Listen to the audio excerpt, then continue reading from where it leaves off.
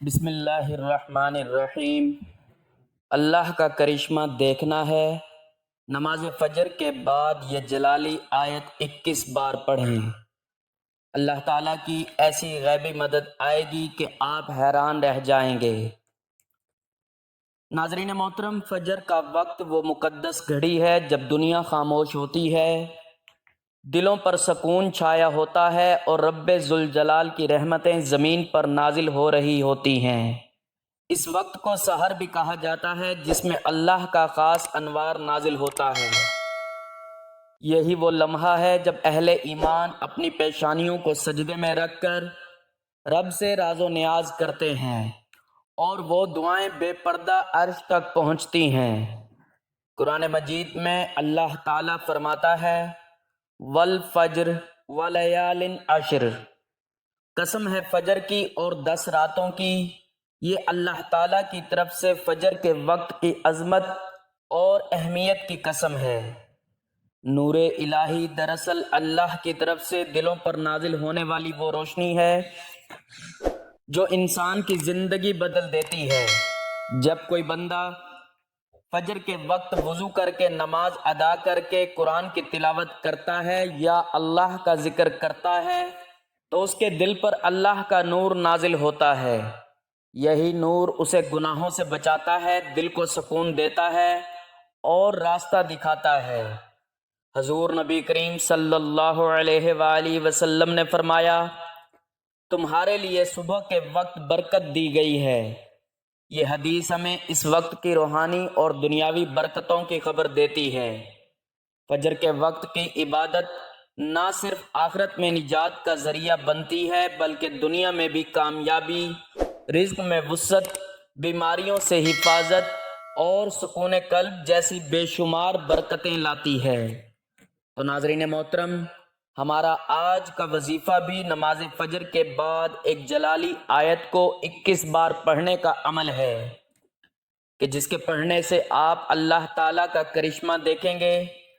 اللہ تعالیٰ کی ایسی غیبی مدد آئے گی کہ آپ حیران رہ جائیں گے۔ آپ کیا، آپ کے عزیز رشتہ دار، دوست بھی آپ کی ترقی اور عروج کامیابی دیکھ کر حیران و پریشان ہو جائیں گے۔ ہر کوئی آپ سے یہ پوچھنے پر مجبور ہو جائے گا کہ آپ نے ایسا کون سا عمل کیا کہ جس کی بدولت آپ کی راتوں رات حالات بدل گئے۔ ناظرین، نماز فجر کی بہت ہی اہمیت اور فضیلت قرآن و حدیث میں بیان ہے، کیونکہ یہ وہ وقت ہوتا ہے جب انسان گرم بستر پر نیند کی وادیوں میں خوابوں کے مزے لے رہا ہوتا ہے، اور جب وہ نماز کے وقت اٹھتا ہے تو شیطان کو شکست دیتا ہے تو اللہ تعالیٰ کی ذات اس پر رحمتیں، برکتیں اور فضیلتیں نازل فرماتی ہے۔ اس وقت کی خاص بات یہ بھی ہے کہ اللہ تعالیٰ اپنی رحمت کے ساتھ سب سے قریب ہوتا ہے۔ حدیث قدسی میں آتا ہے کہ میرا بندہ جب سحر کے وقت مجھے یاد کرتا ہے تو میں اس کے قریب ہو جاتا ہوں۔ یہی قرب الہی انسان کے ایمان کو تازہ کرتا ہے۔ نور الہی دل کی تاریکی کو ختم کرتا ہے، انسان کے اندر عاجزی، شکر گزاری اور محبت الہی کو بڑھاتا ہے۔ یہ وہ نور ہے جو ظاہری آنکھ سے نظر نہیں آتا مگر دل اور روح کو روشن کر دیتا ہے۔ فجر کے وقت اٹھنا بظاہر مشکل لگتا ہے مگر جو اس کو معمول بنا لے اس کی زندگی میں ایسی روحانی تبدیلی آتی ہے کہ وہ دنیا کی تنگی میں بھی اللہ کے نور سے روشن رہتا ہے۔ ناظرین، یہ آیت بہت چھوٹی سی آیت ہے لیکن اس کی برکات، اس کی فضیلت بہت کمال ہے۔ آپ کا کوئی ایسا کام جو حل ہوتا ہوا نظر نہ آ رہا ہو، رزق کی پریشانی ہو، رشتے کی بندشیں ہوں، گھریلو لڑائی جھگڑے ہوں، میاں بیوی میں نا اتفاقی ہو، دنیا کا کوئی بھی مسئلہ ہو، صرف 21 بار نماز فجر کے بعد یہ آیت پڑھ لیں، انشاءاللہ آپ کے تمام رکے ہوئے کام حل ہو جائیں گے۔ دوستو، آج ہم طرح طرح کی پریشانیوں میں گرفتار ہیں۔ نجی پریشانی، گھریلو پریشانی، سماجی پریشانی، معاشی پریشانی، قدرتی پریشانی، اس قسم کی سینکڑوں دنیاوی پریشانیوں کے شکار ہیں۔ جیسے لگتا ہے زندگی پریشانیوں کا مجموعہ ہے۔ اور ہم اللہ کی طرف سے خاص مہربانی اور نصرت و امداد سے محروم ہو گئے ہیں۔ دعائیں کرتے ہیں مگر قبول نہیں ہوتی، امداد طلب کرتے ہیں مگر امداد نہیں آتی، آواز لگاتے ہیں مگر کہیں سے کوئی جواب نہیں ملتا۔ آخر اس کی کیا وجوہات ہیں اور کن اسباب کی وجہ سے ہمارا یہ برا حال ہے؟ اسلام ہی وہ دین ہے جس میں ساری پریشانیوں، مشکلوں، بیماریوں، مصیبتوں، دکھوں، غموں، دقتوں کا حل موجود ہے۔ اسلام کے سایہ تلے زندگی گزارنے سے غربت دور ہو سکتی ہے، بیماری کا علاج ہو سکتا ہے، پریشانی کا حل ہو سکتا ہے، غموں کا اختتام ہو سکتا ہے، دعائیں قبول ہو سکتی ہیں، مراد پوری ہو سکتی ہے، قسمت سنور سکتی ہے، بگڑی بن سکتی ہے۔ ہماری پریشانیاں بتلاتی ہیں کہ ہم نے اسلام کے سایہ تلے زندگی گزارنا چھوڑ دیا ہے، ورنہ یہ دن نہ دیکھنے پڑتے۔ ایک مومن کا اس بات پر ایمان ہونا چاہیے کہ ہمارا اصل مددگار صرف اور صرف اللہ وحدہ لا شریک ہے، اس کے علاوہ کوئی مددگار نہیں، جیسا کہ خود کلام رب اس کی گواہی دیتا ہے۔ وَمَن نَّصْرُ إِلَّا مِنْ عِندِ اللَّهِ الْعَزِيزِ الْحَكِيمِ۔ ترجمہ: اور مدد تو اللہ ہی کی طرف سے ہے جو غالب اور حکمتوں والا ہے۔ اسی طرح دوسری جگہ فرمان الہی ہے بَلِ اللَّهُ مَوْلَاكُمْ وَهُوَ خَيْرُ النَّاصِرِينَ۔ ترجمہ: بلکہ اللہ ہی تمہارا خیر خواہ ہے اور وہی سب سے بہتر مددگار ہے۔ جس کا مددگار اللہ ہو اسے دنیا کی کوئی طاقت نقصان نہیں پہنچا سکتی، یہ ضمانت بھی اللہ تعالیٰ نے خود دی ہے۔ فرمان پروردگار ہے ان ینصرکم اللہ فلا غالب لکم وَإِن يَخْذُلْكُمْ فَمَنْ ذَا الَّذِي يَنصُرُكُم مِّن بَعْدِهِ وَعَلَى اللَّهِ فَلْيَتَوَكَّلِ الْمُؤْمِنُونَ۔ اگر اللہ تعالیٰ تمہاری مدد کرے تو تم پر کوئی غالب نہیں آ سکتا، اگر وہ تمہیں چھوڑ دے تو اس کے بعد کون ہے جو تمہاری مدد کرے؟ ایمان والوں کو اللہ تعالیٰ ہی پر بھروسہ رکھنا چاہیے۔ یہاں ایک مومن کو یہ عقیدہ بھی اچھی طرح سمجھ لینا چاہیے کہ جو لوگ غیر اللہ کو مدد کے لیے پکارتے ہیں، ایسے لوگ شرک و کفر میں مبتلا ہیں۔ دراصل یہ بڑی وجہ ہے جس سے اللہ کی مدد آنی بند ہو گئی، اور جنہیں اللہ کے علاوہ مدد کے لیے پکارا جاتا ہے وہ تو تمہاری کچھ مدد نہیں کر سکتے، بلکہ وہ اپنے آپ کی مدد کرنے کی بھی طاقت نہیں رکھتے۔ اللہ کا فرمان ہے والذین تدعون من دونہ لا یستطیعون نصرکم ولا انفسہم ینصرون۔ ترجمہ: اور تم جن لوگوں کو اللہ کے علاوہ پکارتے ہو وہ تمہاری کچھ مدد نہیں کر سکتے اور نہ ہی وہ اپنی مدد کر سکتے ہیں۔ اب یہاں ان اسباب کا ذکر کیا جاتا ہے جن سے اللہ کی مدد حاصل ہوتی ہے، یا یہ کہیں جن کی وجہ سے اللہ اپنے بندوں کی مدد کرتا ہے۔ نمبر 1، اللہ پر صحیح ایمان۔ جو لوگ اللہ پر صحیح معنوں میں ایمان لاتے ہیں اور اس کے ساتھ کسی کو شریک نہیں ٹھہراتے، وہ اس کی طرف سے مدد کے مستحق بن جاتے ہیں، یعنی اللہ ایسے لوگوں کا مددگار بن جاتا ہے اور ایسے ایمانداروں کی مدد کرنا اللہ اپنے ذمے لے لیتا ہے۔ اللہ تعالیٰ فرماتا ہے وَقَانَ حَقًّا عَلَيْنَا نَصْرُ الْمُؤْمِنِينَ۔ ترجمہ: اور ہم پر مومنوں کی مدد کرنا لازم ہے۔ اللہ کا فرمان ہے ان اللہ یدافع عن الذین آمنوا ان اللہ لا يحب كل خوان کفور۔ ترجمہ: بے شک اللہ تعالیٰ سچے مومن کی دشمنوں کے مقابلے میں مدافعت کرتا ہے۔ کوئی خیانت کرنے والا ناشکرا اللہ تعالیٰ کو ہرگز پسند نہیں۔ اللہ تعالیٰ کا فرمان ہے۔ ترجمہ: یقیناً ہم اپنے رسولوں کی اور ایمان والوں کی مدد دنیاوی زندگی میں بھی کریں گے اور اس دن بھی جب گواہی دینے والے کھڑے ہوں گے۔ آج ایمان کے دعوے داروں کی بہتات ہے، مگر اکثر لوگ شرک کے دلدل میں پھنسے ہیں، رب پر صحیح سے ایمان نہیں لاتے یا ایمان لا کر شرک و بدعت کا راستہ اختیار کیے ہوئے ہیں، جس کی وجہ سے نصرت الہی بند ہو گئی۔ رب العزت کا فرمان ہے۔ ترجمہ: ان میں سے اکثر لوگ باوجود اللہ پر ایمان رکھنے کے بھی مشرک ہی ہیں۔ نمبر 2، عمل میں اخلاص۔ ہماری جد و جہد اور عمل میں اخلاص و اہلیت ہو تو نصرت الہی کا حصول ہوگا۔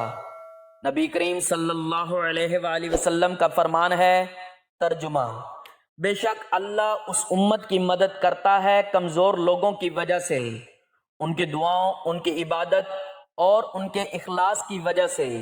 اس حدیث میں نصرت الہی کے 3 اسباب بیان کیے گئے ہیں: دعا، نماز، اخلاص۔ ہمارے عملوں میں اخلاص کا فقدان ہے جو اللہ کی ناراضگی اور اس کی نصرت سے محرومی کا سبب بنا ہوا ہے۔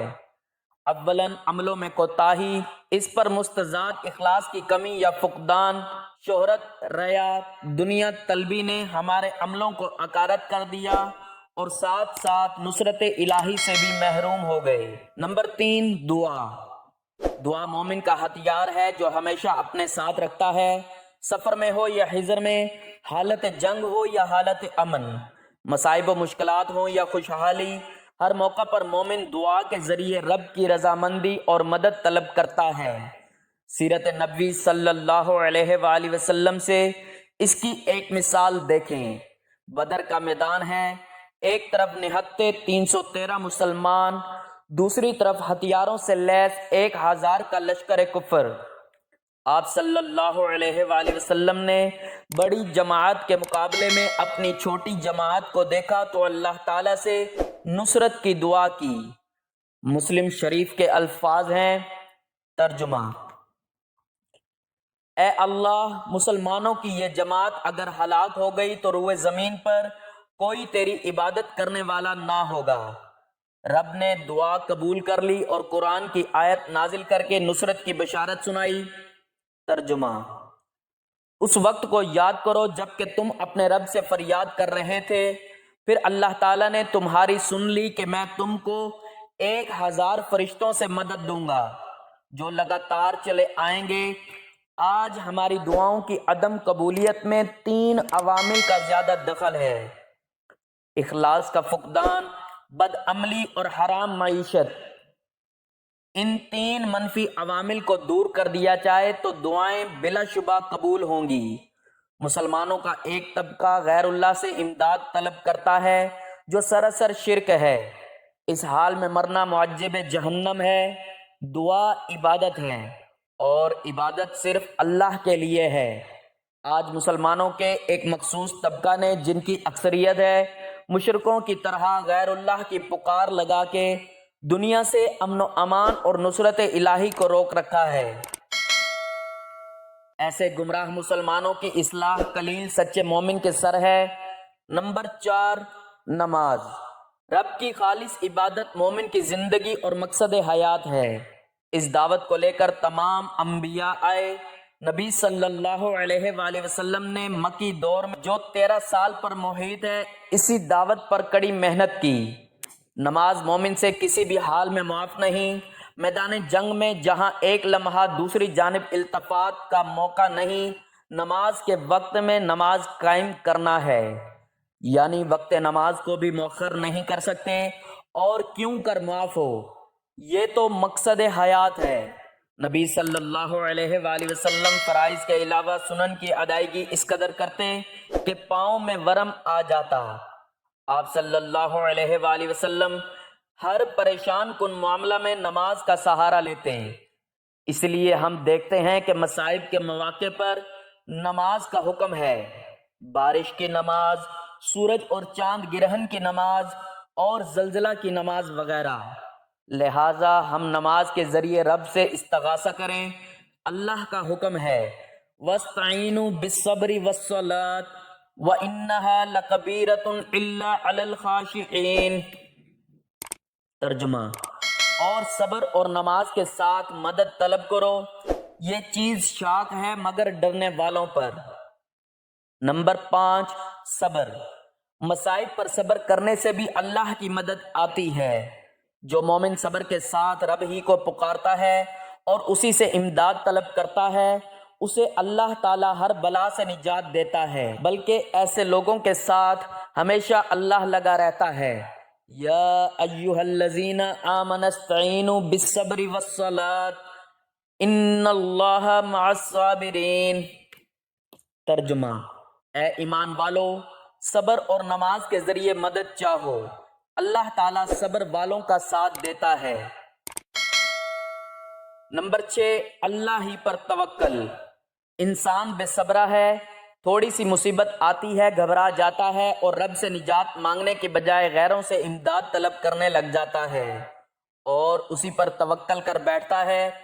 اگر کوئی مصیبت غیر اللہ کے در پر جانے سے ٹھیک ہو جائے تو اعتماد میں مزید پختگی آ جاتی ہے اور دوسروں کو بھی غیر اللہ کے در پر جانے کی دعوت دیتا ہے۔ یہاں ہمیں یہ جان لینا چاہیے کہ جو بھی جس دربار پر بھی جائے اور جس سے بھی مانگے، دینے والا صرف اللہ ہے۔ آپ قبر پر سوال کر کے یہ نہ سمجھیں کہ ہمیں قبر والے نے دیا ہے، دیتا تو اللہ ہی ہے، چاہے آپ جائز طریقے سے مانگیں یا ناجائز طریقے سے۔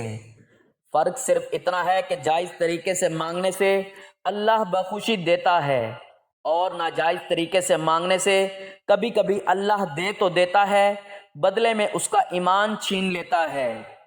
کیا آپ نہیں دیکھتے کہ جو لوگ پتھروں سے مانگتے ہیں، مورتی بنا کر اس سے مانگتے ہیں، ان کی بھی عقیدت یہی ہوتی ہے کہ ہمیں مورتیوں نے دیا ہے۔ مسلمان کو صرف اللہ ہی پر بھروسہ کرنا چاہیے، یہ عبادت کے قبیل سے ہے اور توکل نصرت الہی کا سبب ہے۔ ترجمہ: اگر اللہ تعالیٰ تمہاری مدد کرے تو تم پر کوئی غالب نہیں آ سکتا، اگر وہ تمہیں چھوڑ دے تو اس کے بعد کون ہے جو تمہاری مدد کرے؟ ایمان والوں کو اللہ تعالیٰ ہی پر بھروسہ رکھنا چاہیے۔ اسی طرح ایک دوسری جگہ رب کا فرمان ہے۔ ترجمہ: پھر جب آپ کا پختہ ارادہ ہو جائے تو اللہ تعالیٰ پر بھروسہ کریں، بے شک اللہ تعالیٰ توکل کرنے والوں سے محبت کرتا ہے۔ یہ چند مثبت عوامل تھے جن سے انفرادی اور اجتماعی دونوں طرح کی زندگی میں اللہ کی نصرت و تائید حاصل ہوتی ہے۔ نیز منفی عوامل سے گریز کرنا پڑے گا جن کا احاطہ اس چھوٹے سے مضمون میں مشکل ہے۔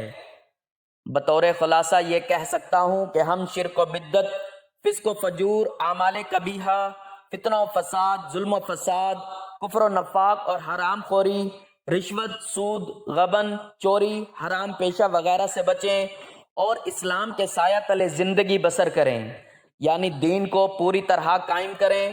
اللہ کا وعدہ ہے وہ ضرور ہماری مدد کرے گا۔ ترجمہ: اے ایمان والو، اگر تم اللہ کے دین کی مدد کرو گے تو وہ تمہاری مدد کرے گا اور تمہیں ثابت قدم رکھے گا۔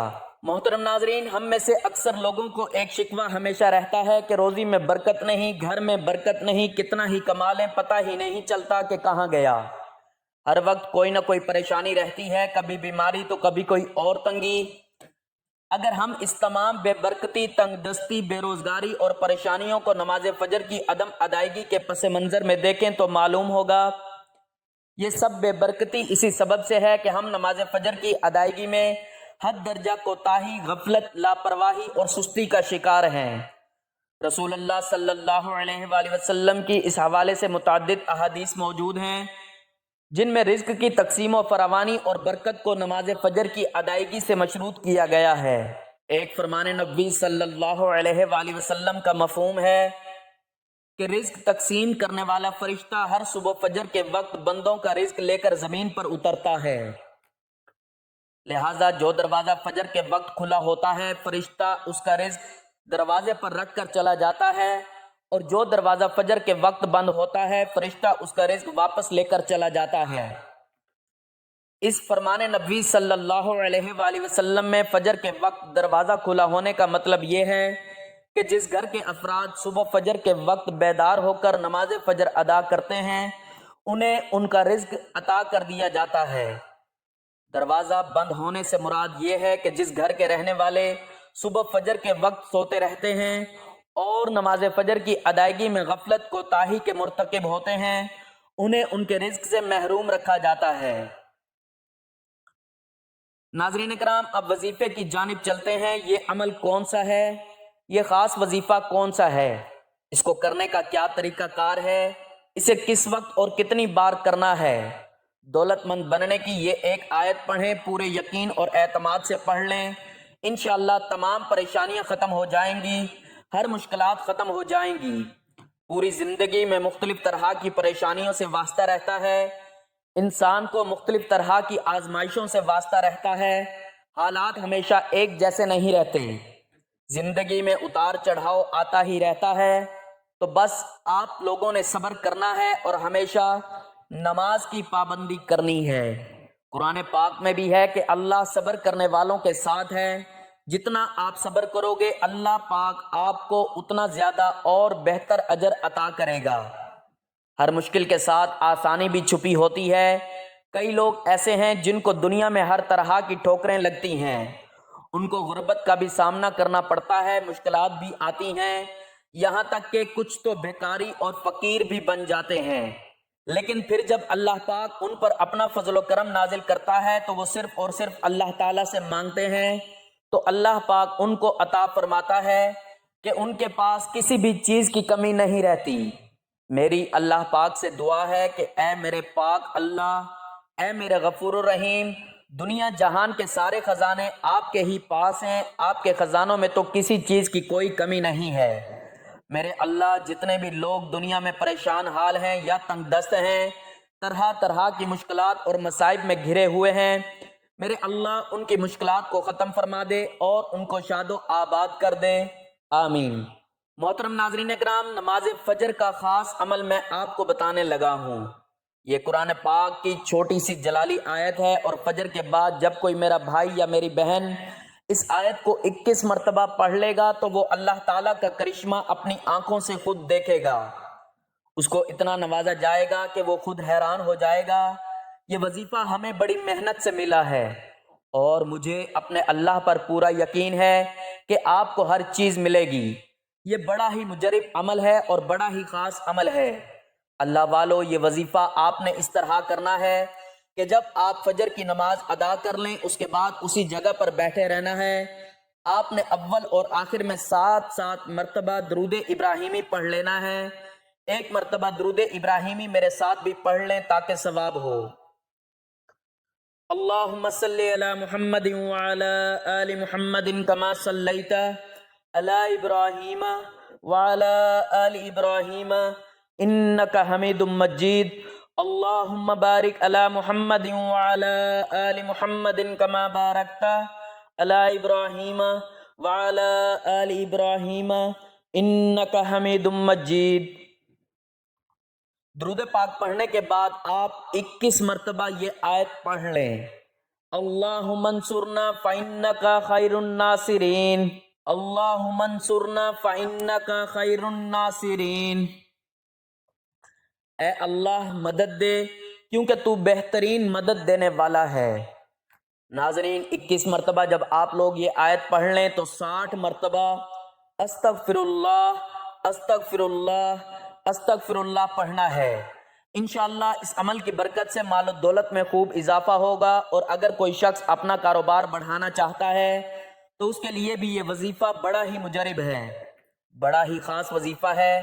اللہ پاک اس کو بہت زیادہ رزق اور مال و دولت عطا کر دے گا، اس کی مشکلات کو ختم کر دے گا، اس کی روزی میں بہت زیادہ اضافہ ہوگا، ہر گزرتے دن کے ساتھ ساتھ اس کی دولت میں اضافہ ہوتا رہے گا، اس کے مشکل سے مشکل کاموں میں آسانیاں پیدا ہوں گی، اس کی جو دلی آرزو ہوگی سب پوری ہوں گی۔ کئی دفعہ ایسا ہوتا ہے کہ انسان کے دل میں کئی طرح کی خواہشات ہوتی ہیں جن کا وہ کسی سے ذکر بھی نہیں کر پاتا۔ کچھ خواہشات ایسی ہوتی ہیں جو آپ زمانے کے سامنے، معاشرے کے سامنے بیان کرو گے تو وہ سب آپ کا مذاق بناتے ہیں۔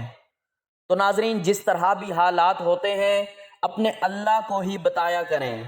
بے شک اللہ تعالیٰ سب کچھ جانتا ہے، لیکن پھر بھی بندے کا مانگنا اور ہاتھ پھیلانا بہت پسند ہے، اس لیے اپنے اللہ سے مانگ لیا کرو، اللہ سے ہر چیز میں مدد طلب کیا کرو۔ اللہ تعالیٰ بڑا ہی غفور الرحیم ہے، وہ عطا کرنے والی ذات ہے۔ رزق کے حوالے سے، دولت کے حوالے سے پریشان نہ ہوا کریں، اللہ پاک ایسے ایسے وسائل پیدا کر دے گا یہ جو آپ نے سوچے بھی نہیں ہوں گے۔ آپ کی مشکلات دور ہو جائیں گی، رزق میں بھی اضافہ ہوگا اور زندگی بھی بدل جائے گی۔ اللہ تعالیٰ کی ایسی غیبی مدد آئے گی کہ آپ کے ہر کام آسان ہو جائیں گے اور آپ اللہ تعالیٰ کے کرشمات دیکھ کر حیران ہو جائیں گے۔ آخر میں دعا ہے کہ میرے پاک اللہ، اے میرے غفور الرحیم اللہ، ہم سب کی مشکلات کو ختم فرما دیں، ہمارے رزق میں، ہماری روزی میں، روزگار میں اضافہ فرما دیں۔ میرے اللہ ہمیں مانگنا نہیں آتا مگر تجھے تو خود دینا آتا ہے۔ میرے اللہ ہمیں بغیر مانگے سب کچھ عطا کر دے۔ اللہ تعالی ہم سب کا حامی و ناصر ہو، آمین ثم آمین۔ دوستو آپ سے گزارش ہے کہ اللہ تعالیٰ کے 99 ناموں میں سے کوئی ایک نام کمنٹ میں ضرور شیئر کریں۔ جزاک اللہ۔